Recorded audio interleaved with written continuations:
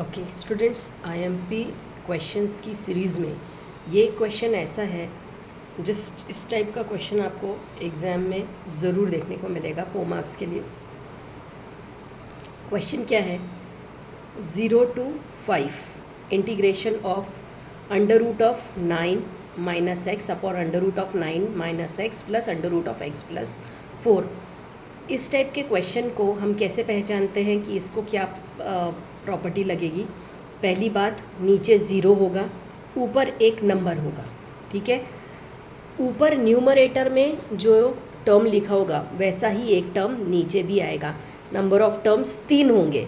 इन बातों से हम समझ सकते हैं कि ये क्वेश्चन कैसा है, जिसमें प्रॉपर्टी लगेगी 0 to a f of x is equals to integration of 0 to a f of a minus x, ठीक है। नीचे होना चाहिए 0, ऊपर होना चाहिए कोई इंटीजर।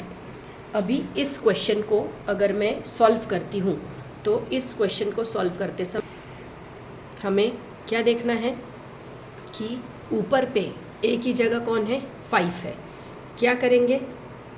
जहाँ पर x आ रहा है, कहाँ x आ रहा है अभी क्वेश्चन में? 9 के बाजू में x है और यहाँ पर 4 के पास x है। इन तीनों पोजीशंस पर हम क्या करेंगे? प्रॉपर्टी लगाएंगे a माइनस एक्स। a कौन? जो भी आपके अपर लिमिट है।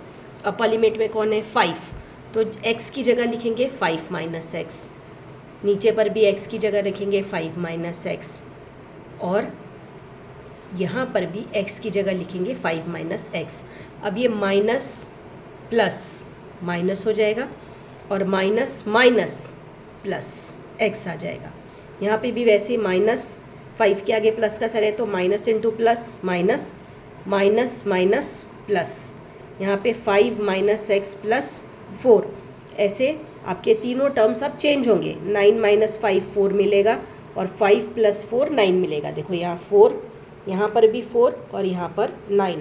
ये होगा आपका इक्वेशन नंबर 2। इक्वेशन नंबर 1 कौन है? इक्वेशन नंबर 1 जो आपका दिया हुआ क्वेश्चन है वो इक्वेशन नंबर 1 है। किस में स्टोर है? आई में स्टोर है। अब प्रॉपर्टी लगाने के बाद जो चेंजेस आए हैं उन चेंजेस के साथ ये आपका बन जाएगा इक्वेशन नंबर 2। देखो, जो टर्म पहले रिपीट हो रहा था उसके बदले अब जो टर्म बाद में था सिंगल टर्म वो रिपीट हो रहा है। देखो यहाँ पे क्वेश्चन में आपके पास 9 माइनस एक्स रिपीट हो रहा था, x प्लस 4 सिंगल था। सेकेंड इक्वेशन बनता जब है तो वही आपका 4 प्लस एक्स रिपीट होता है और 9 माइनस एक्स वाला टर्म सिंगल टर्म हो जाता है। ये इक्वेशन 2। अब क्या करना है? इन दोनों इक्वेशंस को ऐड कर देना है। दोनों इक्वेशंस को ऐड कर देते हैं, फर्स्ट और सेकेंड को। तो फर्स्ट और सेकेंड इक्वेशन के लेफ्ट हैंड साइड में क्या लिखा है? आई। तो दोनों के आई ऐड हो गए। इस तरफ के जो टर्म्स हैं दोनों के फर्स्ट और सेकेंड इक्वेशन के हमें ऐड करना है। अब ऐड करेंगे तो दोनों के डिनोमिनेटर हमेशा सेम मिलेंगे ना। ये इन क्वेश्चंस के बेसिक रूल्स है, वो हमेशा सेम ही होंगे। नीचे के टर्म्स डिनोमिनेटर के हमेशा सेम होंगे। सेम होने की वजह से हम एक बार लिखेंगे उसे और ऊपर आने वाले दोनों टर्म्स को बीच में प्लस का साइन है, प्लस लगा के लिख देंगे, ठीक है। इधर i प्लस आई 2i हो जाएगा। अब न्यूमरेटर और डिनोमिनेटर हमेशा इस टाइप के क्वेश्चंस में आपको सेम मिलेगा, मिलना ही चाहिए। कैंसिल हो जाएगा, ये बचेगा क्या? 1 को इंटीग्रेट करोगे, 1 को इंटीग्रेट करने पे हमें क्या मिलता है? x मिलता है 1 को इंटीग्रेट करने पे। अब इस पे लिमिट रखो। पहले अपर लिमिट रखते हैं 5, फिर माइनस का साइन लगाते हैं, फिर इस x की जगह लोअर लिमिट रख देते हैं 0, ठीक है। ये रूल है, upper limit minus lower limit. तो पहले 5 माइनस 0। अब ये 2 i के साथ मल्टीप्लिकेशन में है, अगली तरफ कहाँ आ जाएगा? 5 के साथ डिवीजन में। ये हमारा रिक्वायर्ड आंसर है इस क्वेश्चन के लिए। किस क्वेश्चन के लिए? ऐसे क्वेश्चन के लिए जिसमें हम प्रॉपर्टी लगाते हैं 0 to a integration of f x is equals to 0 to a integration of f of a minus x, ठीक। अब यहाँ पर आपको 9 की जगह दूसरे टर्म मिल सकते हैं, 5 मिल सकता है, 7 मिल सकता है, मगर प्रोसेस यही होगी। प्रोसेस में पहला टर्म आपका क्वेश्चन जो है वो फर्स्ट इक्वेशन बनेगा और आपका प्रॉपर्टी लगाने के बाद जो टर्म तैयार होगा वो आपका सेकेंड टर्म बनेगा। दोनों ही टर्म्स को ऐड करना है। ऐड करने के बाद कैंसिल हो जाएंगे दोनों, कैंसिल होके 1 इंटीग्रेट करके x और फिर 2i का जो 2 है वो डिनोमिनेटर में आएगा 5 के। इस तरीके से ये आपका पहला क्वेश्चन हुआ। अब इसी टाइप के क्वेश्चंस में आपको ये भी हो सकता है कि आपको ट्रिग्नोमेट्रिक टर्म डालकर दे दें, ठीक है। वही चीज़ है, देखो नीचे 0 है, ऊपर पे 90 डिग्री लिखा हुआ है, 90 है। अब यहाँ पे 10x लिखा है। अब यहाँ पर जिस टाइप का हम क्वेश्चन सॉल्व करते हैं तो क्या होना चाहिए ऐसे क्वेश्चंस में कि ये टर्म रिपीट होना चाहिए, दोनों 2 बार तो भी ये टर्म आना चाहिए। वैसी कंडीशन इसमें नहीं दिखती है, नहीं दिखती है तो क्या करें, वैसी कंडीशन क्रिएट कर लेते हैं। 10x को हम क्या लिख सकते हैं, साइन बाय कॉस, ठीक है। तो 10x को हमने साइन बाय कॉस लिख लिया।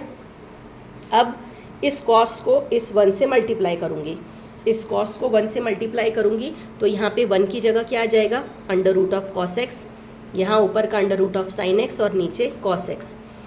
डिनोमिनेटर का डिनोमिनेटर न्यूमरेटर में जाता है तो नीचे से नीचे का टर्म कहाँ चला गया, ऊपर। अब देखो, अब क्वेश्चन की रिक्वायरमेंट जैसे वैसा तैयार हो गया। कैसा, कॉस एक्स ऊपर भी है, एक और कॉस एक्स फिर से नीचे भी है, साइन एक्स, 3 टर्म हो गए। 0 to a, ए यानी कांस्टेंट नंबर होना चाहिए। ये बन गया हमारा इक्वेशन नंबर 1।